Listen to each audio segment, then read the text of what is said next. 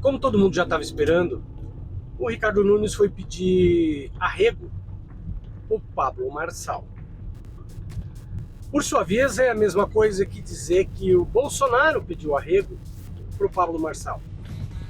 É claro que o arrego, nesse momento, não é um pedido de desculpas e declaração de amor eterno, óbvio que não. Mas é o começo. Porque tendo aí 2 semanas até a votação do segundo turno, dá tempo de as melancias irem se acostumando no caminhão. Claro que ficaria muito feio se aparecesse um vídeo onde o Bolsonaro rasteja pedindo desculpas para o Marçal, ou o Ricardo Nunes rasteja pedindo apoio para o Marçal. Ficaria feio o Tarcísio ter que falar assim: ah, veja bem, o Marçal não é tão criminoso assim, ele só era criminoso antes, quando eu queria ganhar a eleição sem a ajuda dele, mas agora ele não é mais. Não vai rolar esse tipo de vídeo, é claro. Só que, como pro gado não faz a menor diferença, porque ele não tem senso crítico mesmo, todas aquelas coisas que um falou do outro não vão importar mais. Agora, o que chama atenção não é esse tipo de humilhação pública. Não é isso, não. O que chama atenção, para mim, eu acho que é uma coisa um pouco diferente. O fator Bolsonaro. Claro que o Bolsonaro é um grande cabo eleitoral ainda, né? Agora, vocês percebem como isso tudo é muito frágil? Chegou um cara do além, que é esse tal de Pablo Marçal.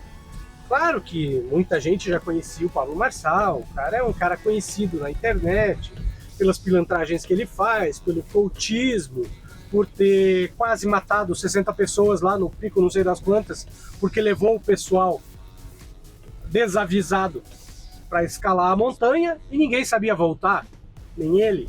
E aí teve que chamar, claro, o poder público, bom e velho poder público, para tirar aquele vagabundo da enrascada. Então, assim, o Marçal já era um cara conhecido.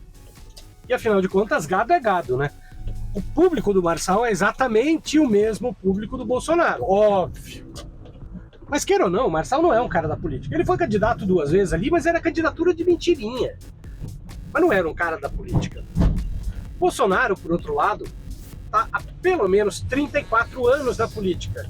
Então veja, é um cara que está há 34 anos na política e que se diz que é antissistema. Eu não sei como é que o gado consegue chegar a essa conclusão. Versus um cara que estava há 4 meses na política. Então você consegue perceber como é frágil, realmente é frágil a situação do Jair Bolsonaro? Como de uma hora para outra, ninguém sequer questionou que o Bolsonaro perdeu metade do eleitorado dele. Metade. Porque metade, inclusive dos apoiadores, daqueles vereadores lixos lá, desses que ganharam, essa gente tudo louca, bando de neonazista.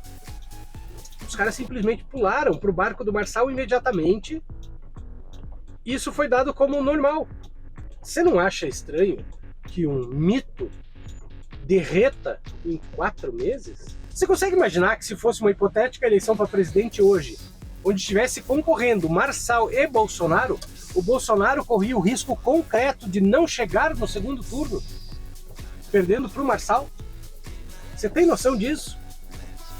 Agora, eu te pergunto, que mito é esse que derrete tão rápido?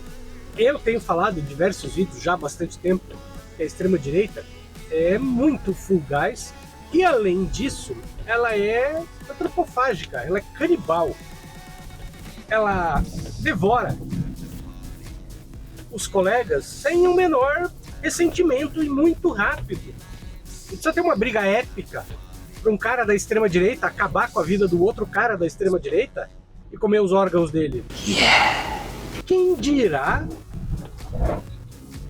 quando o cara ameaça contar alguma coisa sobre o outro, tipo o Bebiano fez e sofreu um ataque do coração. Que dó, né? Um material sim, inclusive fora do Brasil, né? Porque eles podem achar que fazendo alguma coisa comigo aqui no Brasil, uma coisa tão terrível que fosse capaz de assustar quem estivesse ao meu redor e, portanto, inibir a divulgação de algum material. Eu tenho muita coisa assim, inclusive fora do Brasil. Então, eu não tenho medo, tá certo? Uma vez o presidente Jair Bolsonaro disse que eu voltaria para as minhas origens. O eleitorado da extrema-direita está ali. Ele ainda é único, vamos colocar assim. ele ainda vota, queira seja no primeiro turno, no segundo turno, no final das contas ele vai votar no candidato da extrema-direita, seja quem for. Não há dúvida sobre isso. O que acontece é que no meio do caminho eles se degladiam, eles se arrebentam e se matam. Teve um documentário recentemente veiculado pela Deutsche Welle que fala uma coisa curiosa sobre a Alemanha. Nós temos sempre a noção de que a Alemanha soube tratar relativamente bem a questão da educação sobre o nazismo para que isso não se repetisse mais. Mas aparentemente não é o que aconteceu segundo esse documentário. Porque eles dizem o seguinte: as pessoas, por N motivos, os professores, o próprio governo, por N motivos, foi abandonando essa informação, essa educação sobre os horrores do nazismo, seja por vergonha de isso ter acontecido na própria Alemanha, ou seja, porque de fato muitos ali concordam com o que aconteceu, são nazistas e estavam apenas fazendo aquela informação, aquela educação, porque era uma obrigação legal, porque era moralmente importante. Mas a partir do momento em que lá se vão quase 80 anos do fim da Segunda Guerra, as pessoas estão simplesmente falando: não, já deu, vamos esquecer tudo isso. E aí o que aconteceu? Como você verifica no documentário da Deutsche Welle, não deu tempo do nazismo sumir da percepção popular. Não deu tempo do nazismo ser realmente superado. Ele ainda é latente e ele ainda é muito perigoso. Porque infelizmente, não só no Brasil, mas como eu falei na Alemanha também, o discurso antinazismo, antifascismo, foi caindo no esquecimento. E as pessoas foram achando que não precisava mais avisar ninguém. Isso era uma coisa automática, que ninguém mais recuperaria aquela loucura do nazismo, que ninguém mais ia cair numa conversa daquela. Mas a gente tá vendo que não é verdade. Então, eu acho que o resumo da ópera é a gente prestar atenção em como o eleitorado com potencial nazifascista está aqui e está latente.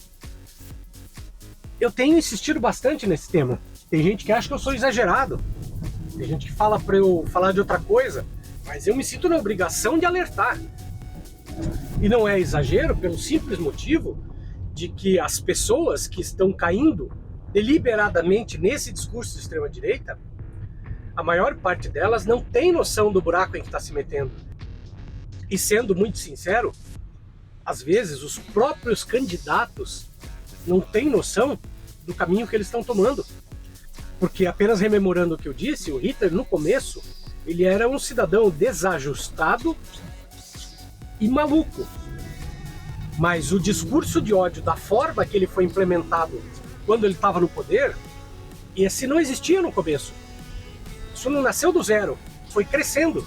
E na medida em que ele ia se embebedando na popularidade, em que a vaidade dele ia tomando conta, afinal de contas ele ia ficando cada vez mais famoso, cada vez mais apoiado, cada vez mais querido pelas pessoas, e como a população que se traveste no inconsciente coletivo, como a população ia pedindo cada vez mais, ele ia piorando as suas atitudes para agradar justamente a massa. E era uma coisa que se retroalimentava.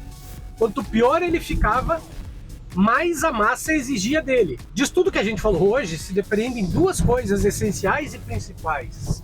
A primeira, numa hipotética eleição presidencial hoje, o Bolsonaro tinha chance concreta de perder para o Pablo Marçal. O Bolsonaro está superado. E a segunda vem justamente em decorrência desse crescimento da extrema-direita. Ela se tornou normal e pessoas que você conhece naturalizando isso, dizendo que não tem problema. Ah não, o cara tem que bagunçar mesmo o coreto. Foi justamente na normalização do absurdo que o Hitler se fez. Bom, se você chegou até aqui, se você gosta dos nossos vídeos, se você gosta das minhas companhias ali atrás, que hoje elas ficaram até na delas, tá chovendo, eu peço para você que se inscreva no nosso canal, compartilhe os nossos vídeos, comente os nossos vídeos, comente inclusive com as outras pessoas, comente no comentário das outras pessoas, porque isso ajuda bastante a engajar os vídeos. E se você puder e você quiser, considere a hipótese de se tornar membro do YouTube aqui do canal. Só R$ 4,99 por mês. Não é o preço de uma Fanta laranja em latinha. E você me ajuda, com certeza, a produzir mais e melhores vídeos todo dia.